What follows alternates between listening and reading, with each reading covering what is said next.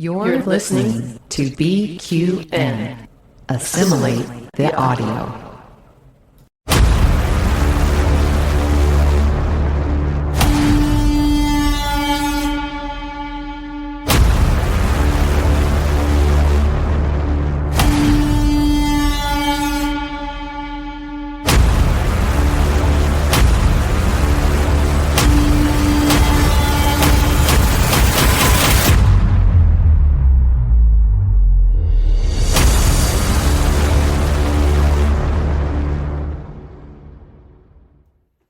Hello everyone and welcome back, listeners and viewers, whether you're here with us live or listening or watching on one of the replays, to Let's Fly. It's me, Davey. I'm back for another episode, and if this is your first time joining us, this is the BQN's exclusive limited run series, which is recapping each episode of Star Trek Discovery's final season.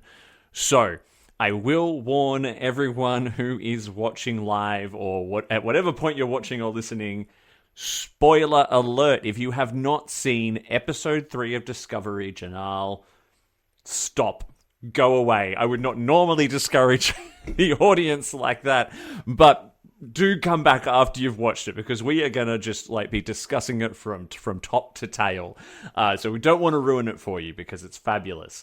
So if you have seen it, strap in, because we've got a lot to unpack today, and we've got a great panel of guests here to discuss the episode. Now, just so you know, you can actually be a part of this show, whether you are, if you're watching live in the chat, type away, interact, share your thoughts with us. We will read them out live on the show. But also, if you are a paid BQN network patron, you can actually be on the show with us.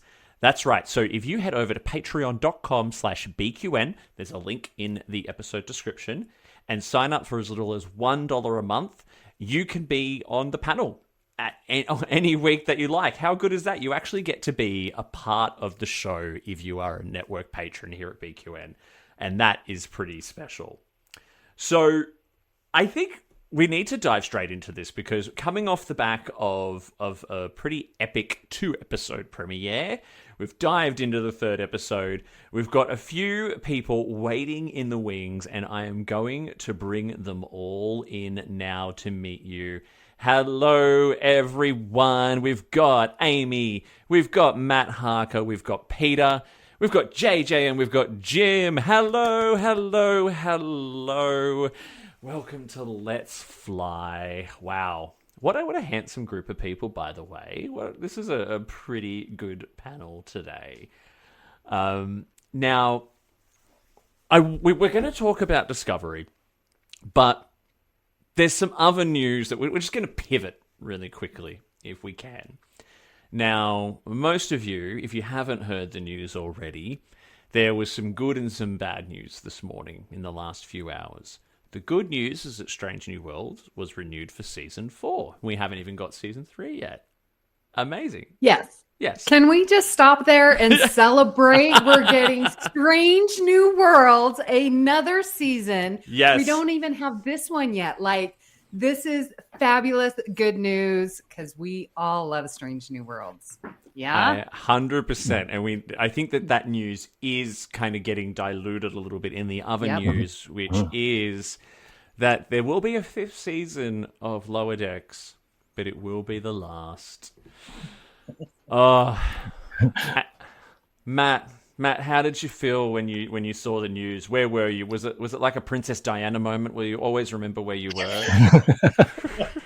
I was at my desk wrapping up my work day, and I got a text from someone, and it was both announcements at the same time, and it was like a 1-2 punch. Like Strange New Worlds joy did not deserve the deflation that the Lower Decks announcement, brought with it. And I happened to catch Jack Quaid's personal post on Instagram, and he was just so sad. I think he even said that he could see himself playing Boimler for 17 more seasons. And just knowing that the actors get that much joy, it's just very, very difficult. They are a beautiful cast, absolutely. Yes. And they are so committed to the franchise and the fans. JJ, how has the news hit you today? Well, I love the news about Strange New Worlds, but Lower Decks was heartbreaking. I love that show. I love the comedy in it. It's a type of Trek that's fun, free, and to see it go and just have 5 years, I don't know. That's just not enough justice for that show, I think. I agree. And what about you, Jim? Are you a Lower Decks fan? I feel like you are. Absolutely. I was out for a walk. When I got an alert on my when I got a social media alert on my phone, and it happened to be a post about the post about Lower Decks getting canceled. I literally screamed, no, that show can go on for another 20 years. Like I am so sad to see it go. Like I was just thinking the other day, we need Lower Decks references in live action, and now the show is getting canceled. Like, ugh. Do you think, and I'll throw it to Peter for this one, do you think though, we've had 5 seasons. Well, we will have 5 seasons. Do you think that this is a good quality 5-season run? Do you think it's good that we're getting a nice, neat little package that maybe doesn't outstay its welcome? Maybe? No, I mean, I also wish that we had more. I mean, I was, growing up watching Star Trek in the 90s, I was just say, 7 seasons at least, with animated form. I thought they could even have it longer because you didn't have to, worry about the actors sort of aging out of the roles and things like that. So I was also shocked when I heard the news today on the social media, and I was surprised because I did expect. I mean, that was the one. Picard, we knew it would end, and Discovery found out it would end, but I thought Lower Decks would last longer. So, on the flip side, I guess knowing that it's coming or the end is coming, I think we sort of appreciate what we'll see in season 5 and return and watch the earlier seasons. But I think it is a bit of a shock, I think, within the fandom that it is as short as it is. I guess I'm just expecting Simpsons, maybe not 25 years, but at least at least 7 to 10, with animation, it is a different medium that can last longer. But I was thinking about The Simpsons specifically when I framed the question to you that way, right? Because how many Simpsons fans out there go, yeah, it's great up until season 9, and then everything else after that is forgettable. But yeah, look, and I get the vibe, right? The news is still sinking in for all of us because it's only a few hours old. Like, it's 10 a.m. here now in Melbourne. I woke up and saw the news at 6 a.m. Amy, where were you when you found out? Well, I was actually with some students and trying to manage them and manage the news of what this was hitting me. But to be fair, if we look at Discovery getting its 5th season, it's not really that big of a shock. In part because I just had a friend ask me, because he knows I'm in the Star Trek world. Hey, is there anything with this legacy going on? And I had a friend send me an article, and I think I posted it on our Discord and the Facebook group. Like, if you read between the lines, there's not anything new yet, because there's already so much going on. They're juggling so many shows, the end of Discovery, now the end of this, but we're getting the Section 31 movie, we're getting the Academy show. Like, they've got a lot, and I feel like we just need to trust them. And 5 years is fabulous, or 5 seasons is fabulous. 5 is the new 7. That's what I'm saying. Someone actually posted that, I think, in Discord. Yes. was me. Yeah. Of course it was. Matt, you screwed your face up a little bit then at the we should trust them comment. I know you've got something you'd like to interject. Yes. Go on. So, yes, it does seem that 5 is the new 7. But let's think about this. 5 is the new 7 because however many years ago, Netflix set the tone, right? Because Netflix was streaming number 1. Yeah, yeah. There are shows, on network TV in the US at least, Grey's Anatomy, SVU, whatever. NCIS, even. Law and Order. They're not animated. I get that. They're not using VR walls. I have no idea what those things cost. Prosthetics, all of those things. But those methods of distribution or viewership or what have you are still successful after, in this age of streaming, enough. Grey's was just renewed. It's been on for 20 years. Those actors must be paid so much more yeah. than a Jack or a Tawny or whomever. Fine. So, I just think about the model. Is it the proliferation of content in the streaming universe, which is a fire hose and has been for several years now, where it's such a competition for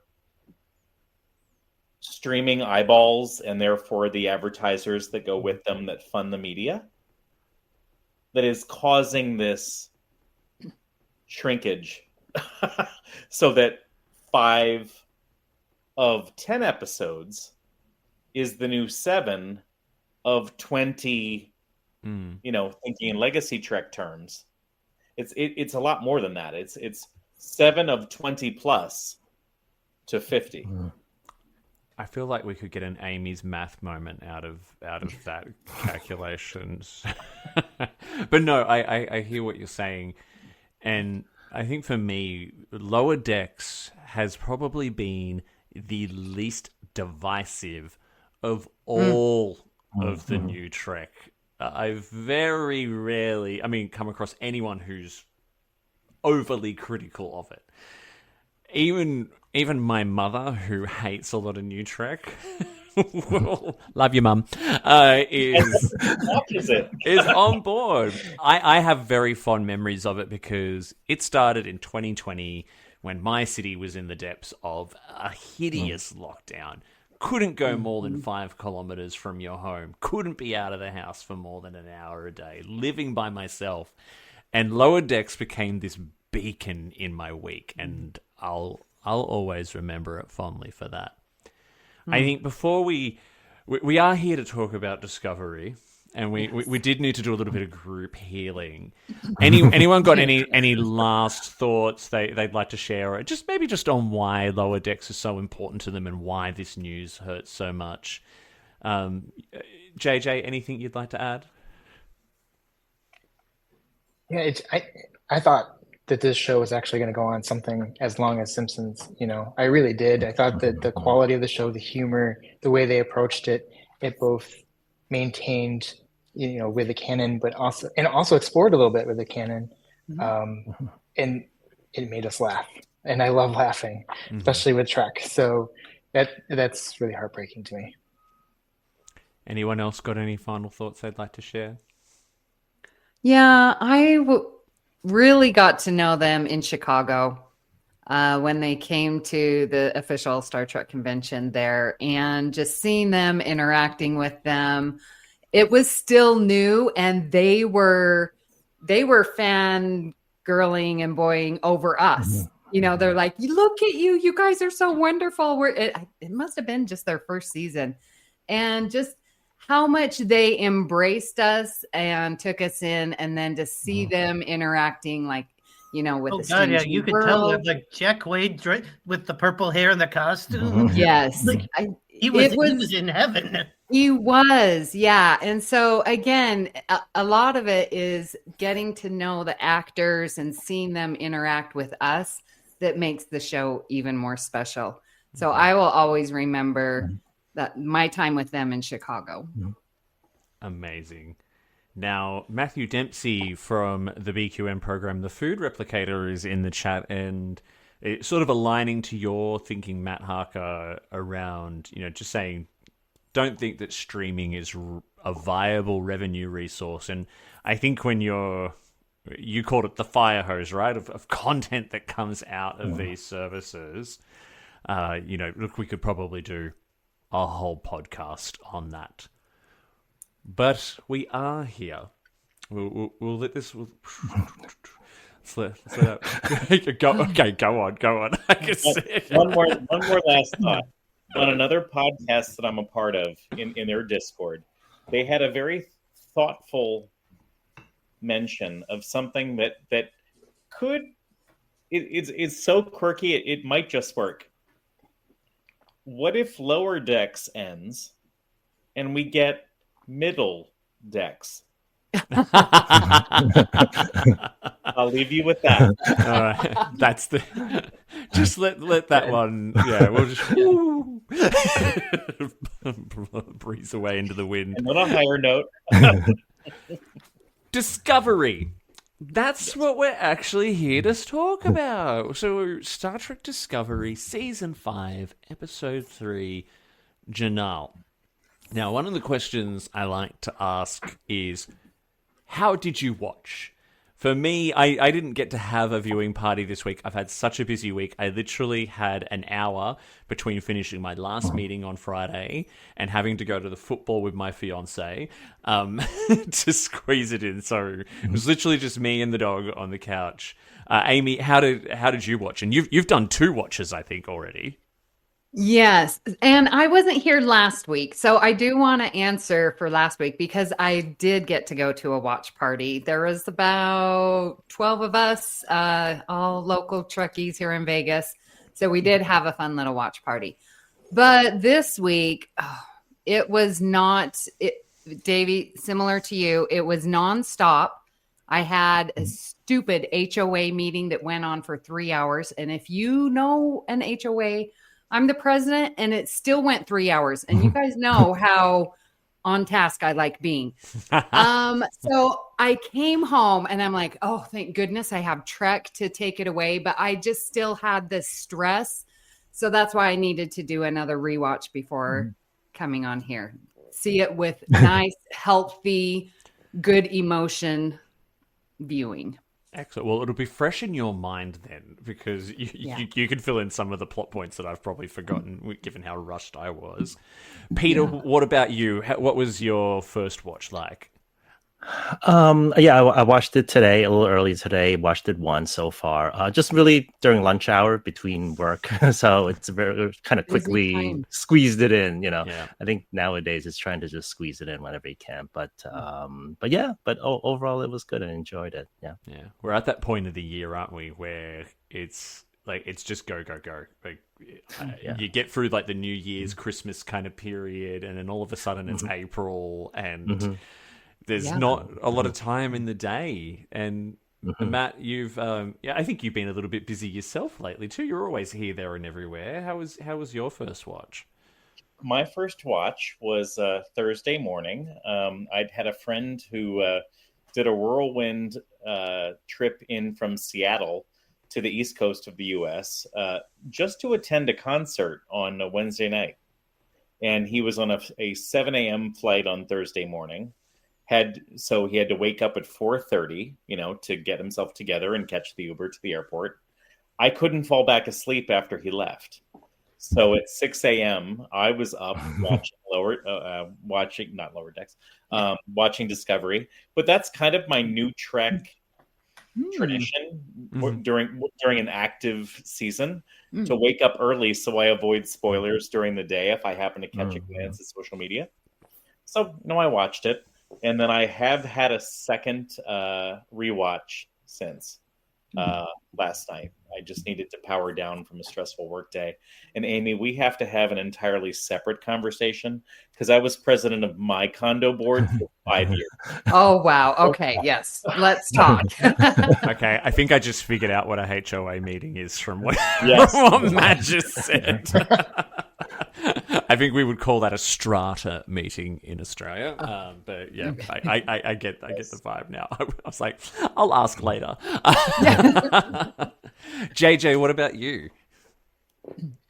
I actually watched it for the first time just a little bit ago. This week has been very busy work-wise, so that was my as soon as I could watch it after work today, I sat in my theater room and watched it. So it'll be fresh in Which your is mind as well, yeah. It's an Yes, amazing totally. theater room. I was about Just to gonna put that in. theater room. Dropped Yeah. that one in. It's a little bit of a humble brag. Yeah. Okay, sure. and Jim, what about you, mate? I've only done one viewing, but I had to split it up into two separate. I did like the first half when I was on break at work yesterday, and then the second half at when I got home that night. Wow. Oh, that's almost That's tough. sacrilege for me on a first viewing. Because for me, the first viewing is like you only ever get to watch it for the first time once. Well, Yeah. Well, it's just like with other people here. Fit it in when and where you can. Absolutely, yeah. I have a very dear friend who is just as mad about Star Trek as we all are. He refuses to go to viewing parties or anything like that because he doesn't want the noise, the chatter, anything like that. He just wants focus and to just absorb it all, which is cute. But then every now and then he does try to come to a viewing party, and he leaves saying, "I'm never doing this again." Love you, Glenn. And in the chat, we've got, I think that's Haven as Section 31, watched it on their iPad. Haven, that could be me in a couple of weeks' time because I've got, midway through the season, I've got 2 weeks of work travel to the UK. So I'll either be watching it on planes or in hotels, and we'll probably be doing this show from a hotel as well. But we'll see how we go. All right, so we've all watched, which is good. That's why we're here. Initial reactions. We've always got it. You always kind of leave. Like this is very different coming off 2 very exciting premiere episodes, and Discovery does this a lot. Amy, I listened to you on All Good Things yesterday on my way to work, and you talked about like every season we get these big cinematic openings and then whoop, pulls right back. And I'll go straight to you, Amy. How is that shift in tone sitting with you? I'm really enjoying the tone. My second watch, I felt like it was a Strange New World. It felt a very nice episode. Beginning, middle, and end. Still has the big story arc of what are we finding, and I really stand out to Wilson Cruz. His acting and playing a whole nother character. I was 100%. That was a different person. Like that stood out to me.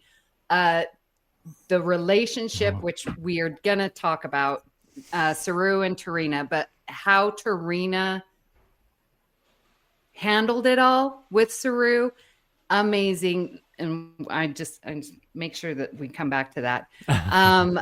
But the tone, it's feeling nice and fun. And the Booker and Burnham, 1, 2, 3, 1, 2, what? I guess now we'll go. Oh, and when Burnham pulled out the thing from Booker's leg, totally took me back to Beyond with Spock and Bones when he did the same thing. Yes. I got that vibe from it because she, pulled it out and zapped it, and just like Bones did to Spock. I was like, I'm loving all these Easter eggs and just tie-ins that just come naturally. They're finding their legs in this season. And it's sad it's their last. I know. I just want to, before I pass to someone else, I just want to touch on the Wilson Cruz comment, because I love it when one of the actors on Trek is clearly having a good time with something else they get to do. And the comment, wow, this guy really works out, killed me. Absolutely. And I was like, I wonder if that was Wilson Cruz. ad-libbing, and they just kind of left it in. Wonder? Go, Matt. How are you? What are your initial reactions like? I would say that this one was not my favorite in the scheme of Discovery. Fair enough. Of the plot lines, I would say I was more, yes, acknowledging Wilson's opportunity to shift and play something different, which was great. I think I enjoyed the Tilly and Rayner plot line more. And, there's the kind of the C plot of it all, Adira and Gray, which in other conversations has been quite controversial. Oh, we could have an entire separate podcast episode just about the Adira and Gray story. Right. Yeah. Very true. But I'm okay with how that went. And if I had to, the A, the B, the C plot line, A being the away mission, B being Tilly, C being Adira and Gray, I think my favorite was probably Tilly and Rayner. Interesting. I'll leave it at that. Okay. JJ, how about you? So I actually really enjoyed the episode. One of the things I love about Discovery is how deep it goes into kind of like the emotional state of us. That's something that we didn't really experience in traditional or original TNG, etc. Right? But Discovery doesn't hold back from that. So I love that they explore the emotional side of things and they have those deep, meaningful conversations. They bring up some conversations that, I think, especially towards the end, right? Connection, like Rayner and needing to build that connection with the crew and then not really doing that. Although that kind of felt a little predictable. It did hit home, right? Because I walked away from that episode with, the underlying story being about connection for everybody. So and across all the plot lines. So. Yeah, and I'm kind of there with you, right? There are a lot of people who don't appreciate how much Discovery goes into feelings and human emotion. And I'm like, Star Trek's always been about the human condition, right? And it's normalizing a lot of conversations around, it's always diving into mental health and the intricacies of relationships. And there's even a wonderful comment in there from Gray at one point where they're breaking up, where Gray says, well, there's all kinds of different relationships we can try. I was like, ooh, I loved that. Like, what a great little Easter egg in there. And not really made a big fuss about. And Adira's just kind of like, well, no, this is my kind of relationship, and this is the one I want. That was really beautiful. Yep. Jim Haven would love to have an Adira and Gray podcast with you in the chat, so you two can talk and get that one set up. But it sounds like you've got some thoughts on the episode too, Jim. What have been your initial reactions? Oh well, I did like the episode for the most part. Like Rayner and his 20 words or less.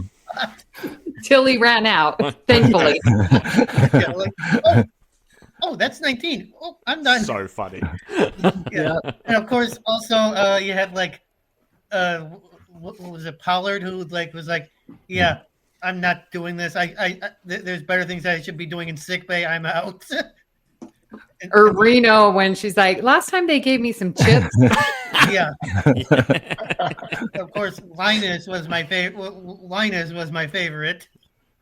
Oh yes, with the talking about like the mating processes of the Saurians. So funny. Really, really. Yeah. I mean, there's been some very well executed scenes like that, right? Like, But as much as I love the scene, the part I didn't like about that, like, Owo and Detmer. Seriously, like they couldn't bring those two in for just like that one scene. Where were they? Yes. Where were they? Like, there was a whole brand new bridge crew. Who? Where? Or why am I getting introduced to new ones? Sorry, that I. No. Well, at least I with saw you. Nilsson, at least with Nilsson, they explained she's not on the ship. She's not on the ship anymore. She's off. She's off on voyage. She's off on Voyager on new journeys. But which I was a little sad about because I like the character. But still, Yeah. at least they explained that. Oh, and Detmer, no explanations. They're just not there. Yeah. I know. Yeah, no, but like I love, like obviously, like I love the Raynor story, the Raynor Tilly plot, like, and then and then the Burnham and the whole Burnham on the planet thing, amazing as always. And if Wilson Cruz doesn't get nominated for an Emmy award, which he probably won't, it will be a crime, I swear. Yeah. It was very cool. And finally, Peter, how about you? What have been your initial reactions? Well, actually, a lot of my initial reactions have kind of already been covered. So I'm actually going to talk a little bit about the kind of like I was thinking like the greatest hits, like a record greatest hits, because I think after 3 episodes, we visited Trill with this episode. Last week we had another planet. I think next week we'll have, I think they mentioned a planet in the Zenkethi space.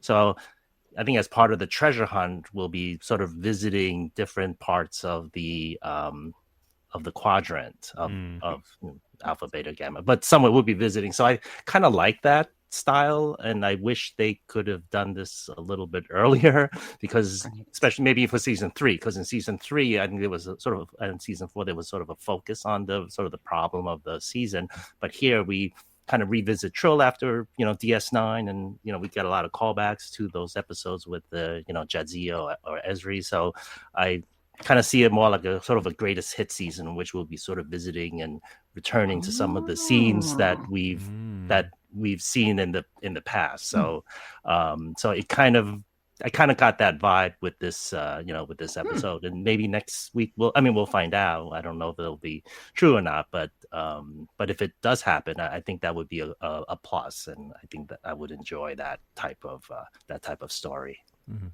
Matt Harker, you are bursting at the seams to say something. I have to say this.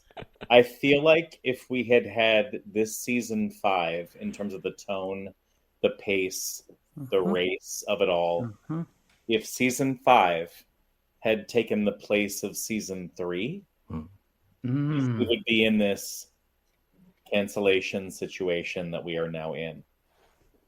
Controversial thought. I like it. I like it too. Yeah. I've episode 1 and episode 2 were so good, and this Indiana Jones chase vibe. If it had come earlier, because season 2 was such a powerhouse, to go from Non and Yum with Giorgio, loved it. I just have to wonder. We'll never know. Yeah, it's heavy on the Easter eggs, and very. in a way that I think it's trying to sort of bring back. Okay, we've jumped forward like 800 years from the most furthest point into the future we've seen. So let's just sort of start picking up all the little threads of where some of these different races and stories have kind of developed in a way. So let's start to sort of work our way through the plot a little bit, right? So the show opens, we know we're going to Trill, and then we start to dive immediately into, there's always these scenes which are, let's solve the puzzle, right? There's all these little hidden things here and there, right? And the first thing we get is the spots. So we get the spots that were on the side of the little puzzle piece. I can't remember exactly what they're called. I'm just going to call them puzzle pieces, which match. Was it Jinaal Bix was the name? Yes. Yeah. And so they're we learned something new about the Trill. They don't live forever. The symbiotes have Oh, I was referring to the fact that their spots are like fingerprints. Yes, yes. I thought we'd heard that that too. before, but I wasn't too sure. Jim, I was the same. Does anyone know? Have we If heard? we have, I don't remember it. Yes, yeah, exactly. That might be a good Truxperts question. Where's my notepad? JJ, how do you find? Are you enjoying these kind of like the mystery scenes, the treasure hunter kind of vibe to it? Because it's a very different tone for Discovery. I do enjoy it. Like I remember in TNG The Chase, I loved that episode because of that vibe that it had. Now I feel we get an entire season of that vibe, which is exciting, and I want to see where they take it. And I just love how creative they're being with everything, and like Stamets, like his.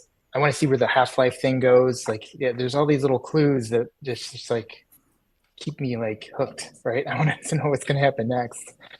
Yeah, exactly, and it's because normally you get this big question, which is something usually destructive, right? There's something happening, which is the burn and the DMA, and it's like, oh, it's disaster.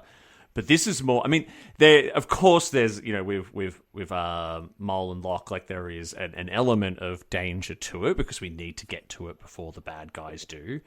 But there's the sense of adventure is what is really building. Peter, what's your preference? Do you like the more like immediate life-threatening danger, or this more kind of, hey, come on, Indiana Jones, we're off on an adventure kind of vibe? Yeah. Oh, yeah. I definitely like the latter, and that's why I'm enjoying season 5. And I could actually see it being my favorite season if it continues this style. I could see that being my favorite of the discoveries. And actually, one thing I enjoy. I actually like. I used to play video games a lot, and Uncharted was one of the sort of an Indiana Jones type, Lara Croft, Tomb Raider, and so that. Watching these episodes kind of reminds me a little of that type of treasure hunting. And you have the exposition scene, and you have sort of the clues that go from one to the other step, and you work your way through the puzzle. You have your antagonists, and they try to stop you, and you kind of keep moving along. So, I think part of why we may like this is because of the experience with 3 and 4, in which the seasons were kind of similar type stories. So here is something different, and all for it. So it's and do we feel does it feel very Trek or not, Matt? So is this because the whole thing's kind of like a sequel to The Chase, the TNG episode, but. Is what we're getting, does it feel very Trek, or does it still feel like a whole new dimension of Trek that we haven't seen before, which is what Discovery's always kind of angled at?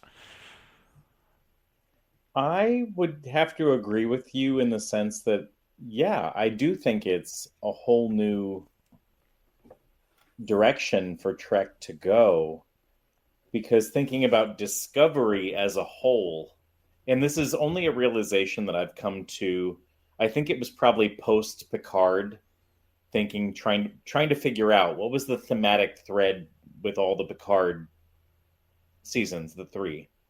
And it was only after that, and kind of for myself defining a journey for Picard, realizing that, and I'm so glad Amy came right back at this very moment. We were just on the cruise, and you were there, and you observed how much the Ken Mitchell Connect thing impacted me. Discovery now in this season, which was filmed and written and shot before his passing, probably before maybe before he did his rave on the boat. That this whole show has been about connecting, and how in the series, when I say show, and when Burnham said to Rayner, connection is not a skill, it's a choice. And that I feel is new in terms of all of Trek. Because even as intimately as we got to experience, for example, TNG, DS9, and Voyager, maybe Voyager came the closest. I don't know. We can talk about that later. But Discovery is the personification is a loaded word, but I think it's the best word I can say in this moment for Trek Connect. Yeah. As a thought. Can I jump in? Of And course. it's going to go off, and what they're doing is showing us connecting and teaching us how to connect. Like what you called out, Davey, with Adira and Gray, when Gray was like, we can be a different relationship. When I saw that, I'm like, this is how I end all of my second dates. And I'm not being funny, but it's like, yeah, we don't have to be this way because I'm not feeling it. Can we develop into a different kind of relationship? I don't need it to be intimate or sexual. I want this. And they're showing us that's how we can do that. And between Saru and Tarina, they're teaching us how to connect. Saru made a mistake. She's like, I accept your apology. Now let's move on.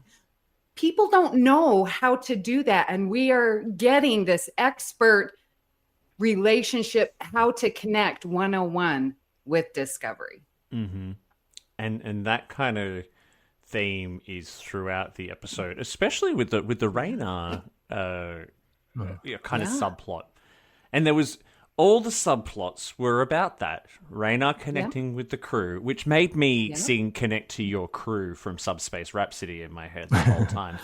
you had Saru, you had Adira and Gray. Yep. And there's even this element of Book and Michael learning to be friends post being lovers as well. And how do we feel about Book's sort of continued inclusion, right? Because sometimes it can feel it's a little interesting, right? Because he's just kind of there, and it's like, oh well, I know. I used to be a courier, so I know that the bad guy. And like, oh, I think I should just come on the away mission with you. Oh, okay. Why What was not? his title? What did he give himself? Yeah, because some associate or something. Yeah. Bix kept referring to as like, oh, come on, associate.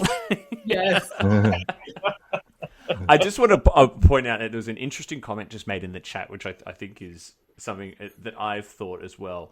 Now, Matthew Dempsey says, it's so interesting how this season thus far feels final, even though they didn't know it would be final.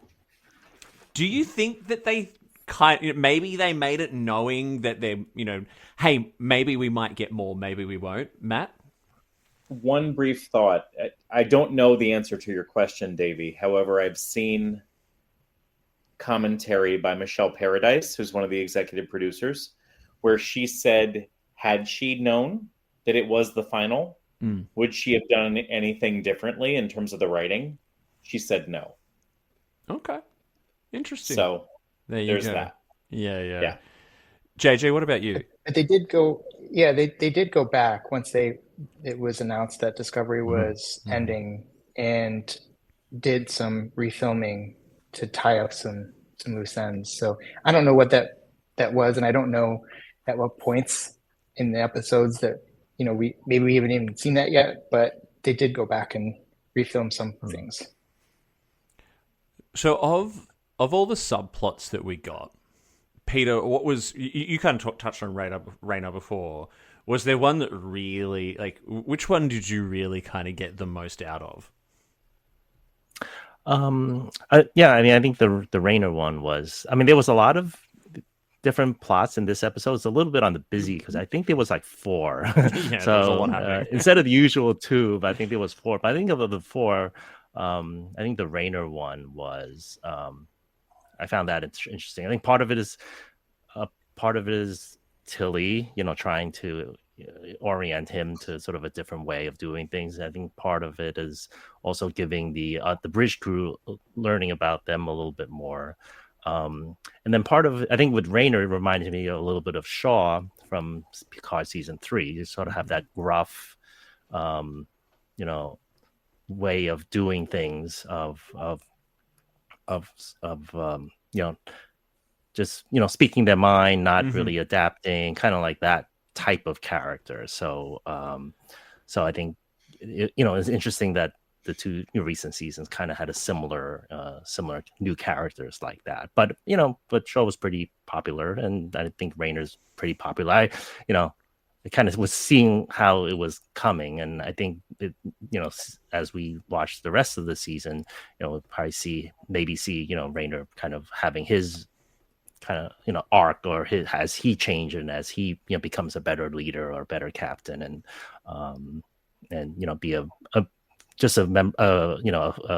equal member of the crew, just like everybody else is. So I'm kind of curious on how that's going to work out. I feel like characters like Shaw and Rayner, they kind of speak to like when I was single and all the like emotionally detached bad guys I used to date who I was convinced I could change and find their soft gooey middle. This is kind of like fulfilling that fantasy, because you do kind of find their soft gooey middles. And I will, Matthew Dempsey, yes, if Shaw and Jellicoe had a baby, it would be Rayner. I love that. Oh, Matthew. Well done. Well done. Well there might done, even mate. be a little Ben Maxwell mixed in there too. Ooh, hot. Okay. So let's dive into, we're now on Trill, and we've done, I forget the name of the ceremony, but there was an episode of Deep Space Nine where they did that's the one, yeah. And there's this, they did the same thing in Deep Space Nine, I remember, because Curzon took Odo's body and didn't want to give it back. I even got some of, Rene Auberjonois' portrayal of Curzon in Wilson Cruz's portrayal of Bix. A little bit more flamboyant, kind of poking fun at everyone a little bit. But maybe Makes one wonder if he didn't watch that performance first. Could be.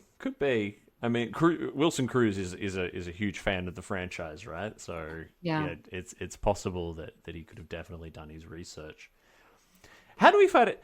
How do we find this kind of new updated version of the Trill? Like, are we? I don't know, JJ. Are you liking that we're kind of getting more of the Trill lore and who they are, and all these little ceremonies that they do? Because there's a mixture of like fantasy, spiritual, and science when it comes to the Trill. How do you find that? So it's interesting, right? Because I feel like the Trill are able to blend like the spiritual side, the science side, very well. Like the way they write it, the way they show it, it just feels like it just works, right? As for like exploring this more, seeing more Trill, I like that they went back in this episode, right? Because of Adira. I mean, she and Gray, and getting to finalize that kind of relationship and ending it in the final season. So yeah, I like that. And I liked I felt like the way they did the ceremony was just very elegant, very spiritual like, and perfect. And the fact that Bix had been waiting 800 years for an answer to a question. Like, Amy, do you feel that they're weaving in this, 800-year mystery that has been, the people who are involved have firmly planted the clues to be found across the universe? Do you feel that's being well executed? I really do. And every time they talk about it, it just takes me right back to TNG, which I love. And I was thinking about it, and I want to ask you guys. So there were 6 people, right? So just say there's 6 of us right here on the panel. So if I'm step 1, and then all I know is that I'm going to pass it off to Davy, and then Davy all you know is you're getting it for me and you're passing it off to Matt. So that's all we know. And then Jim's going to end up at the very end where, okay, he's got the last clue that this is the device. And so Jim doesn't know where to start. Do you think that they are that compartmentalized in them passing along these clues? It's interesting, right? Because it seems like they found the progenitor's technology. Right. Now, were they that scared by what they found, by the power of what they found, that they... That's what I took it to mean. They hid it. But then if they hid it, then why did they leave the clues behind for where to find it? It's really bizarre. Matt? Because they have faith in humanity that it will be better, that when whoever does get we're it, ready, they're going to use it for good. Yeah. Go, Matt. Yes and no. The yes part, I would say, was represented by, Guardian Z's kind of gatekeeper question, where all he knows is the question. Right. And then Bix or Jinaal mentioned that the six of them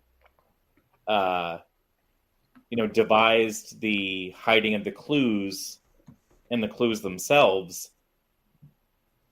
for someone who was worthy and hoping that species had evolved.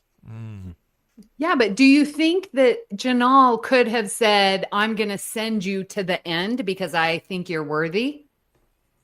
That's my question. Does Jinaal only know to give the next clue, or could he have just... I'm just asking. Yeah. I don't know that answer, but I will say what I did not like is the fact that the next clue literally had a set of coordinates. Yeah. The previous clue had a poem and a stanza and spots that you had to interpolate and figure out. And it's like next week. Didn't like that. That was a bit lazy. I'll admit that was a bit lazy. What? So I think as I've gotten older, I read too much into plots and different elements of things sometimes, right? And Matt Dempsey just pointed out something in the chat that I thought about as well, and that is that little inscription in the side of the rock on Trill had held up very well over 800 years. There was no signs of erosion on that thing. It held up just as well as the Promelian site in the previous episode. Yeah. Right. And the fact that where Jinaal ended up, he just pulled that clue out of a random rock. It's like, okay, it was over here. So if they hadn't found him, the entire quest would have fallen apart. Mm-hmm. Right. Anyway. And do you think as well that they're also harking back to old school Trek by every on location filming of an alien planet is done in a quarry? Like, Peter, did you notice that? Of filming in a Canadian quarry. There's very specific piles of rock everywhere and all that. It's like, it's their hunting grounds. It's like, it's probably somewhere where they used to mine nickel. But yeah, I think before the season's over, maybe they'll, one of the future planets will look like, Vasquez rocks from the, arena or from TNG or wherever. Every show seems to have filmed at least one episode with that famous location. They need to. Maybe this will be Discovery's last chance. Yeah. I'm calling it now. The final episode, they find the progenitor's technology, and it's under Vasquez rocks. That's my prediction. So speaking of, the mystery quarry where they went on the trek, so it kind of made sense that is where Bix chose to hide the clue because of the big, bad, really vicious monsters that just live side by side with the Trill people. And it's I can't remember what they were called, unfortunately, but this was the big action scene of the episode, right? So we had, these cloaking monsters trying to protect their babies, they're flinging stuff. Jim, Did you? We talked a little bit about this last week, right? About whether we appreciate or don't appreciate the big action sequences. Mm-hmm. How did this one stack up to what we'd seen before, like visually and just in terms of the the feeling of excitement whilst watching it? I thought it was a great visual action sequence and just a great film sequence in general. But as far as the story goes, didn't necessarily think it was needed for the story. Although I will admit, when after the scene when Burnham asked Jinaal, "Would you have let them kill us?" and he said, "Yes," I did like that part. I did like he fully admitted that. Like, if it came down to it to keep the technology secure, he would have let Burnham and Buck die. Yeah, that was. I mean, that's how much the people, the custodians of this secret, believe in it, right? And you're right. It was a very cool kind of little action sequence, and it was nice that there was a lot of action in the first 2 episodes, and we just kind of and I also kind of got like vibes from I'm forgetting the name of the episode, but the one with the TNG episode with the Temerians. I was thinking the same thing. Shock of the Walls Fell. Yes. Darmok. Thank you. Darmok, thank you. Darmok. Yeah, like Picard fighting Picard and the Temerian captain fighting the alien that can hide itself. Got it. Yeah. Now, Rashid in the chat says that that these action sequences are always brilliant. There is always a fabulous cinema-like quality to these big scenes we get in Discovery. Amy, you in the chat last week said you can take or leave it, or something along those lines. What are your thoughts on these big budget action sequences? This one was more my speed. I thought the animals and the visual effects, like going back to Matt, what you were saying, like CSI, and they're not going to have great shots like we do in this series. Like those, what we could see of those holographic, and such a cool idea. And also when Wilson Cruz was going through that transition, those visual effects around their head, so beautiful. And that just added to them tumbling around and flying through the, not getting hit, and, and their transporter and Booker like jumping and saving Burnham and him getting shot. Like, that's really cool action for me. Not the spaceships, and I don't know. This was just more my speed. I really liked it this week. It felt more Trek as well, and there's been some call outs in the chat about this too, is because there was a very Trek resolution to the fact that, oh no, that Book can't communicate with them because they're blocking him because we've got weapons and they know that we're a threat, and they've actually got their babies here, so they put the guns down. All of a sudden they let their guard down as well. But I got to ask, and JJ, I wonder if you have any thoughts on this. How the hell do those instant transporters know where to go? I was thinking the same thing. Like, they hit them in the rocks, and like, when are they telling them telepathically? I mean, I don't get it. It's a little bit like how did like sensors. Yeah. I mean, in TNG, like you could communicate by going, okay, Davey to Amy, right? And okay, cool. That must the computer, the Chat GPT of the 24th century must be smart enough to pick up on that and say, all right, he wants to talk to Amy. Yeah. I because they were using it so much this episode, I'm like, why the hell would you walk anywhere? Matt, what do you think? Well, my first thought was, and Amy, I'm curious, and Davey, or all of you on the call, am I the only one who ever had the TNG technical manual in the 90s? I have it right here, and I know have it. Amy's got it within reach as well. Yeah. On Trexperts, Amy got a whole quiz about the technical manual. I haven't seen that in 30 years, Amy. But I now you've seen it twice. I would love to see the Disco 32nd Century updated version. Ooh. Yeah. Or the Crossfield A class, whatever they call it. Anyway, So here's good. that. That's so funny that the two hosts have it within reach. You don't know what's going on behind this camera. I've got I run a quiz show. I need some reference material. Oh, Davey, I will say that's not how I knew 257.4 megahertz from whatever it was on experts. But that book is how I know the Heisenberg compensator or whatever it was for the transporter took you 40,000 kilometers. There you go. Boom. Boom. But yeah, there was a few moments like that with the instant transporters in this episode. Even when Adira gets called to the bridge and just goes, "Bye." yeah. Like, why? But anyway, that is what it is. So we come to the resolution of the whole thing with Jinaal, and there's a really sort of beautiful scene, with the current host, who's just sort of like, this is it for us now. I'm assuming that the symbiote maybe kind of went off to perhaps on its last little swim. But did anyone else, I don't know, Jim, did you find that as beautiful and touching a moment as I did?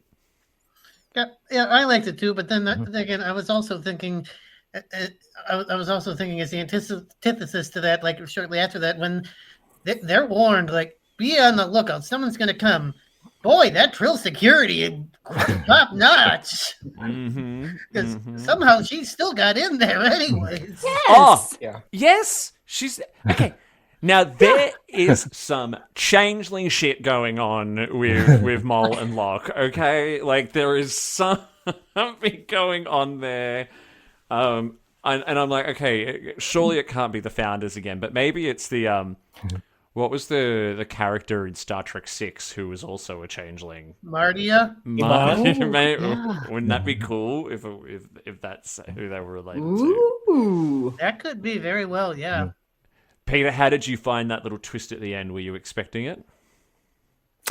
No, I wasn't expecting it with Mal. So I thought it would just sort of end, with the ceremony, everyone kind of part ways, and that was it. So I probably would have expected them to be back, next week in an episode to sort of, they would be away and for one episode and then bring them back. So I was a little bit, it's like, oh, she's back for that last few seconds. But I guess the tracker thing, I don't know exactly what it was she put it on there, but if it is a tracker, then that is kind of a pretty common plot device that gets used in a lot of different stories.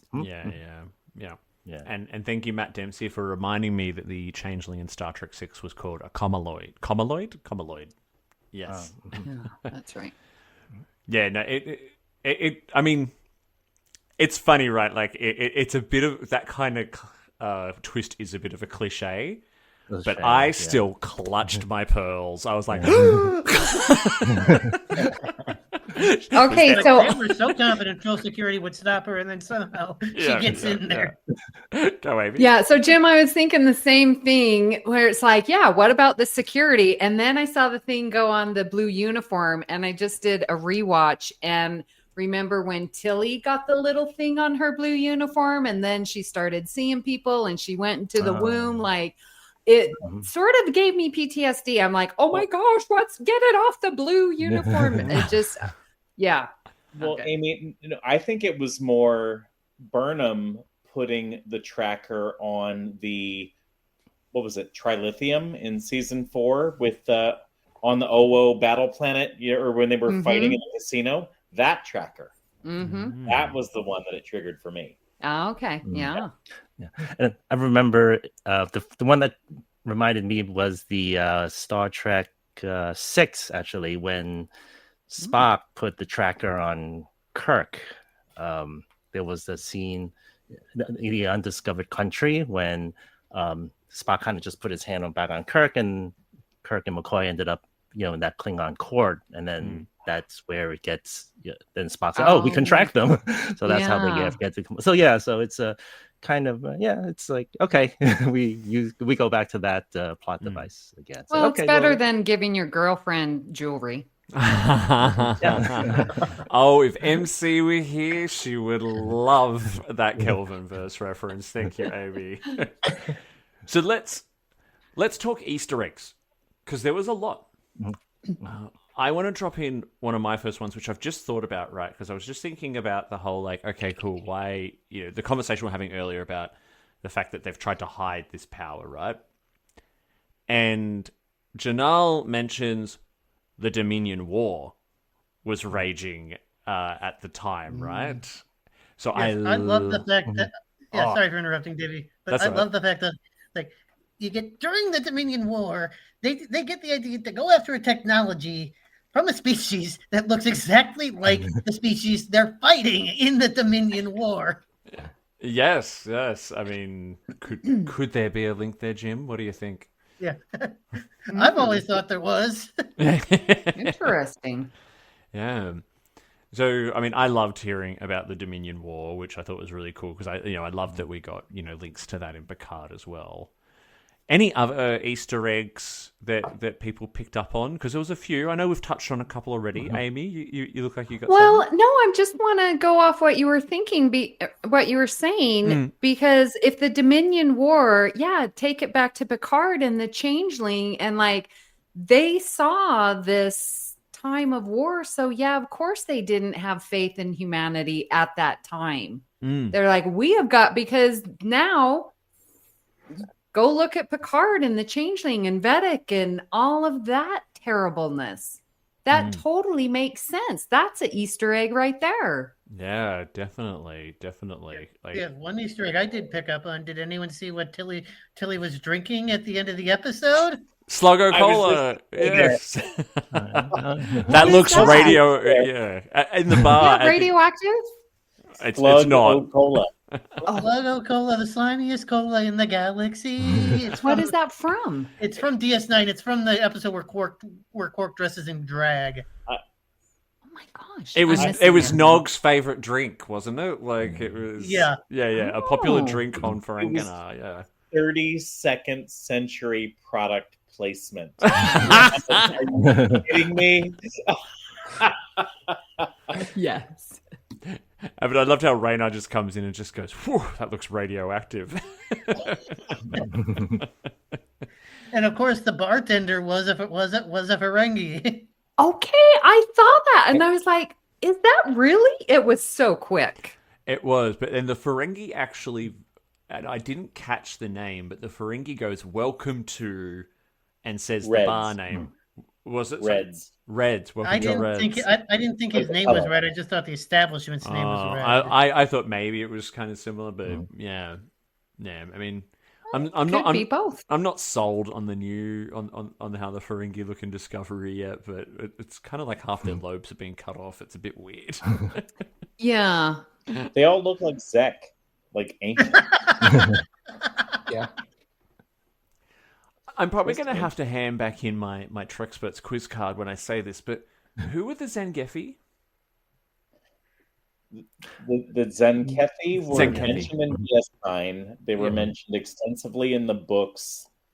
The Fall series, maybe? They were never part of the seen, Federation. but they were supposedly an enemy of the Federation. Typhon Pack, like those books? I think it's a Typhon Pack. I think they're one of the members of the Typhon Pack. Yeah. They were kind of a Breen external, we never knew much about them species. They were only mentioned in like one episode of DS9. I think it was like the episode where a changeling like sets the Defiant on course to like Zenkethi space to like start a war between the Federation. Yeah. And the Cisco, I can even hear Avery Cisco saying the name. Matt Dempsey in the chat is referring to the cat people from the animated series. I don't know. If they were the No. Oh, they're similar. Zinthi. I believe that's called the Zinthi. Zinthi. So they are very similar. I actually kind I of think mixed those them are up a little bit. Zerillians or something similar to that.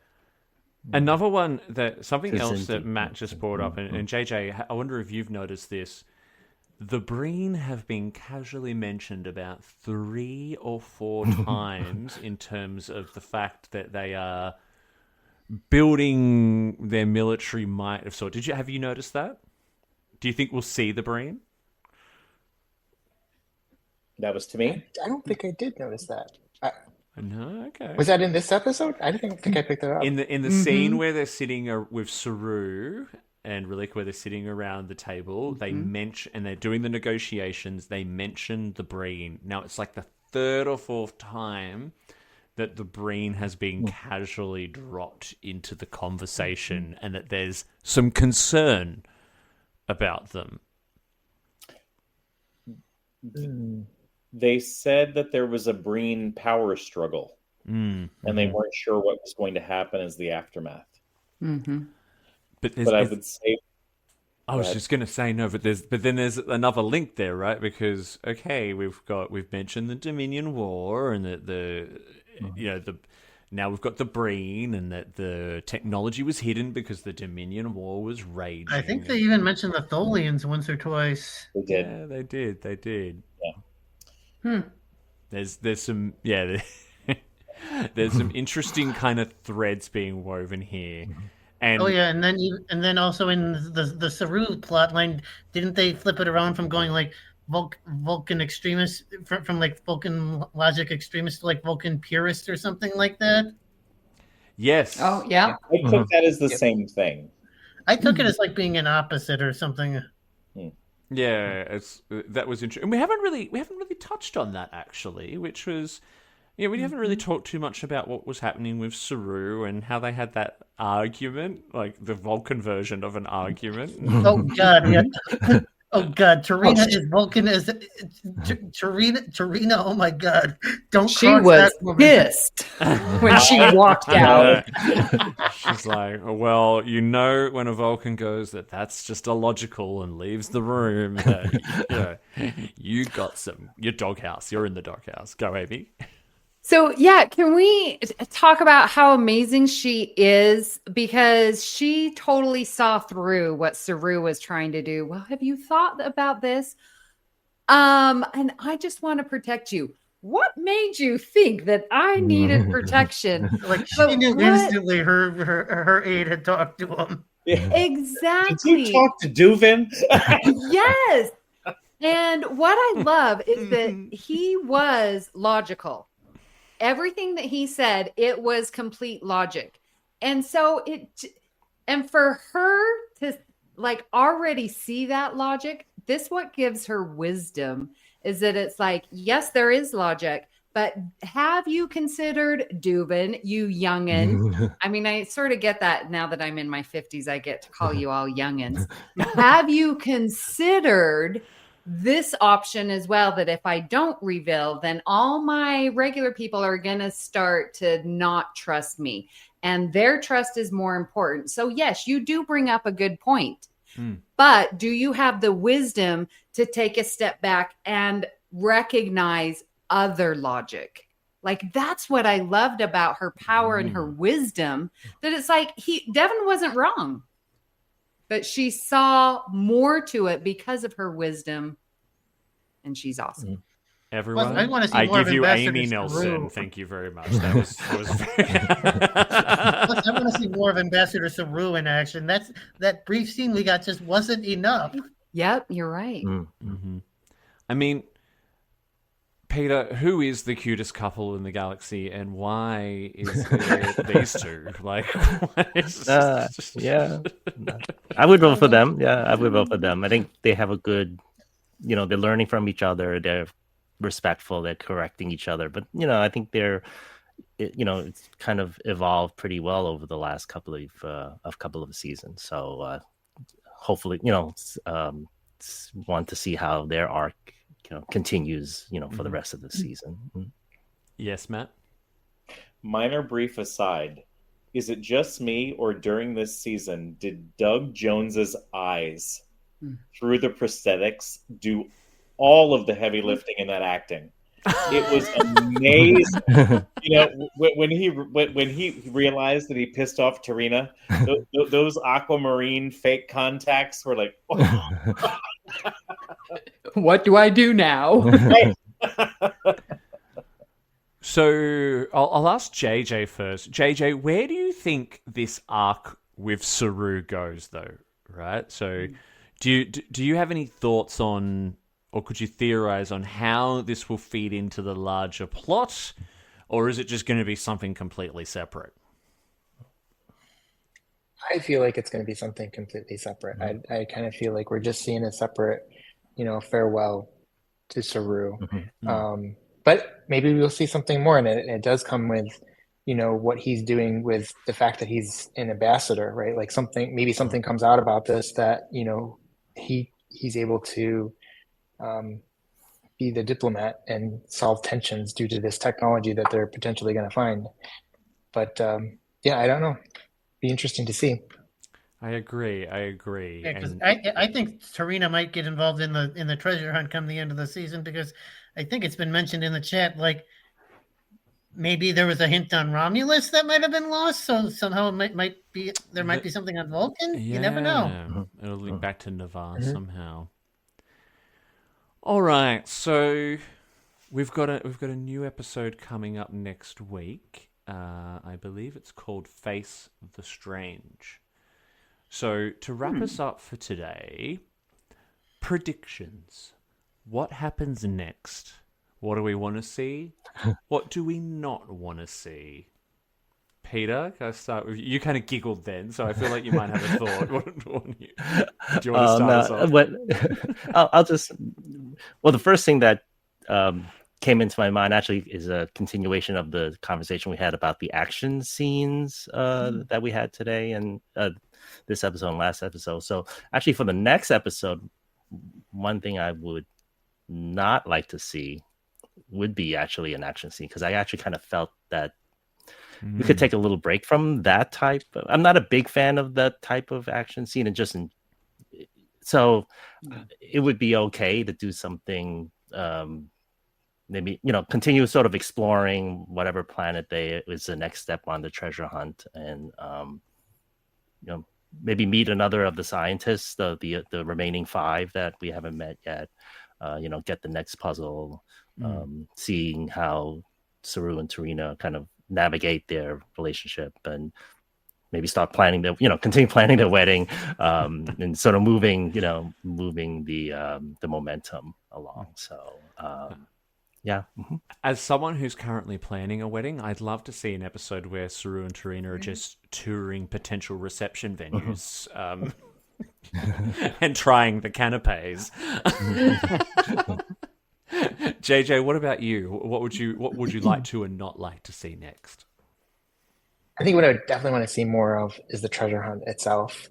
To see what, the thing that I'm like kind of not wanting to see is, I don't know that I'm a fan of Raynor, so I don't know how much more I want to see of him, but I'm assuming he's probably got a lot more since he's the first officer now. So I think those are my 2. And Jim? I want to see Owo and Detmer. I was literally just thinking that. I was like, if no one else says that, I'm saying it. I want to see more of Reno. Yeah, Reno's criminally underused, I think.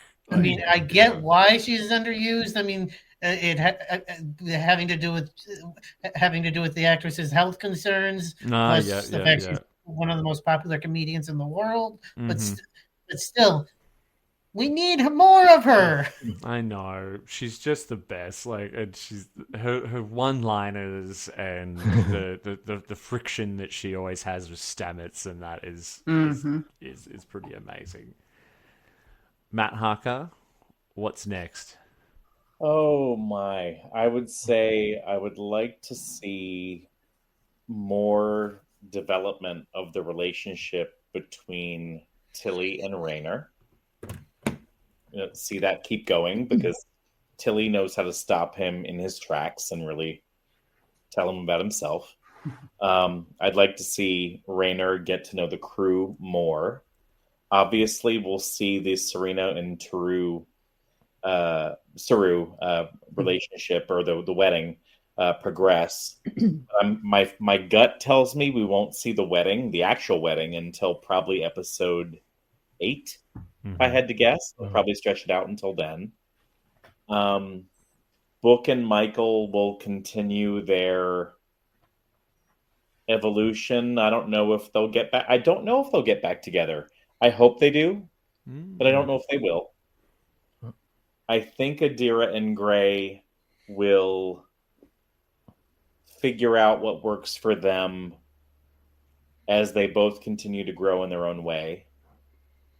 And I am one of those who really, really, really wants to see Discovery with Zora tie up with Calypso. No. Star Trek. I'm in that camp. Amazing. I'll leave it there. Yeah. I- And actually, You go. I'm sorry. I kind of have suspicions maybe for the reshoots that they brought back after they announced the ending of the show, that it kind of links with Calypso. So that maybe end up the tail end of episode 10. That may be almost like an epilogue or something. So I hope so too, because Calypso's my favorite of the short trek. So I really also hope they connect the two together. But I'm thinking it may be almost like really towards the end, after the sort of the season 5, the treasure hunt part is over, then this could be like an epilogue. So we'll see. Now, before I throw to Amy to round out the predictions for what's next, I'm just going to say I'm actually on the opposite side of wanting Book and Michael to get back together. I actually would like it if they were talking about the different style of relationships before. I'd actually like it if they could just go from being in an intense relationship to actually just being really close, comfortable friends. Although I doubt I'll get that. Amy, finish us up here. What do you want to see next? What do you not want to see next? Oh, I don't know what I don't want to see, so I'm just going to say what I do want to see. I definitely want Burnham to come back and set Raynor straight. I gave you a task. This is what it was. Until he totally called him out. It's like, Zora's already doing what you're doing. So our captain is she's got everyone doing their jobs, and she needs you to do your job, and you didn't. So Burnham needs to set him straight. Like, I gave you a task, and what you were doing was duplicating work. We don't have time to be duplicating work. So I want that to happen. I definitely want Booker to figure out what's going on with Maul. I want to see that connection. Is that what's going to turn Maul and Locke to working with them instead of trying to get this for monetary reasons or for power, but to come on our side type of thing? So I was really curious about that connection. JJ, I'm with you. Let's go where these coordinates are. Let's get the next clue. That has been super fun. That's where the levity comes in. And I think that's about all that I remember. That's what I want to see. The way you kind of put it just then, in terms of just like no duplication of work, and even the way, Michael was like going, have one-on-ones with everyone. For some reason, it felt like I was actually at work in that moment. It's like, I'm new in a role and I need to have one-on-ones with my team. It gave me because Riker is over the crew, and like where they belong, and and they would have crew evaluations. Riker and Troy did that all the time. So I was getting that vibe. One final message from the chat as well in terms of next week's episode is that Face the Strange is a lyric from a David Bowie song. I don't know if that's where it's come from. I mean, I've just Googled it. There's a few other references to it, but I don't know if that could be a part of it. Who knows? That's all the time we have for today. We have gone a little bit longer because we really needed to have our Kumbaya session about Lower Decks. So thank you for that group healing, everyone. It was much needed. And thank you to our fabulous panel today. You have all been incredible. And thank you to everyone the chat has been going hot. We've had Matthew Dempsey, we've had Cassie, we've had Admiral Funnest Frontier, we've had Haven, lots of Yay! people Oh, in okay. the chat. Oh, hi. Really having a great time in there, and I'm loving spending my Saturday morning, your Friday evening, discussing Trek. To everyone here on the panel, you are welcome back next week and every week until this season is done. To everyone watching live or listening, remember, you can be on the show too. You can just sign up to be a patron over at patreon.com/BQN. $1. $1 is all it takes, and you actually get to be on the show. Hey, other Patreons, they just give you a shout out. We actually bring you on the show. That's pretty cool. So if you'd like to sign up as a patron and be on the show, we send out a link to join us live about half an hour before the show starts. So we'd love to see you. Don't forget as well, the BQN is everywhere. We're really having fun in our Discord at the moment. Everyone here on this panel is on the Discord. There is a link to it in the episode description. Join us. We have snacks. It's great fun, and there is so much good banter, chat, memes. The BQN Fitness Challenge. Whoever thought Star Trek could actually help you get out and moving? I've been riding my bike to work every day just to beat Amy. Oh, I know. Just Yeah, well, today, he right overtook now, me. I'm beating both of you. What? Last I checked. Oh my gosh. Okay, Jim, are you- controversial. I need to go run around the block after this. Oh my gosh, Jim! He overtook you, Davey. I'm outraged. Before we wrap up, Man. can I check let's do a quick round of where everyone can find you online, and let me start with the fabulous Amy Nelson. Oh my goodness, big screen.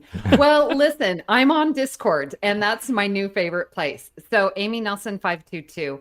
You can hear me on All Good Things, Union Federation, and join that patron because there's Amy's Math Moments, and we just had one about triangulation.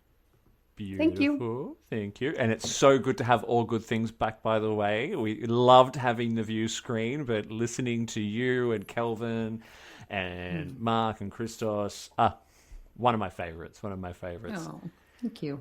Matt Harker, where can everyone find you? Oh, you can find me on all the socials, Facebook, Instagram, and X at mhark, HARK 957. The Federation Facebook group, the Discord of BQN, as well as the Discord of Strange New Pod, and the chat on Strange New Pod every Thursday night. Thank you. Yes, love heading over to Strange New Pod. And Matt gave us a tip. Apparently, the chat was hot on Strange New Pod this week, so I am heading over to check that episode out immediately after this finishes. It was a doozy. Jim, how about you? Where can everyone find you? I'm on multiple socials. I'm on Facebook. I'm on Discord, and I'm on Blue Sky. Amazing, thank you. And JJ? On Facebook at Jenadiah, and I have my own website, jenadiah.com. Beautiful. And last but not least, Peter. Hi, I'm on X and Blue Sky and Mastodon. It's at Peter Trek 1, the number 1. I'm also the host of the Trek Book Club on X, where we discuss Trek books approximately once every 6 weeks over a weekend. And for that, you can go to at Trek Book Club on X. That is so cool. I was literally thinking this morning as to whether there is like an online Trek book club out there. Yep. I love that. Yeah. I love that. Check it out. We actually coincidentally we're discussing this weekend the Star Trek TOS novel, The Lost Years is the McCoy. I know the one. Yep. Kirk, Spock, McCoy book between TOS to to TMP. So it's sort of I think it's the lost years. I think so. Yeah, so we'll be talking there, but it's all asynchronous. So just sort of drop in and follow at Trek Book Club or the hashtag Trek Book Club, and you'll get more information about that. Mm-hmm. Brilliant. Thank you. Thank you all again. Cannot wait for next week. This season is just building. This show is building. I am having so much fun. But that's it for now. Live long and prosper, everyone. And peace out until we meet again. See you later.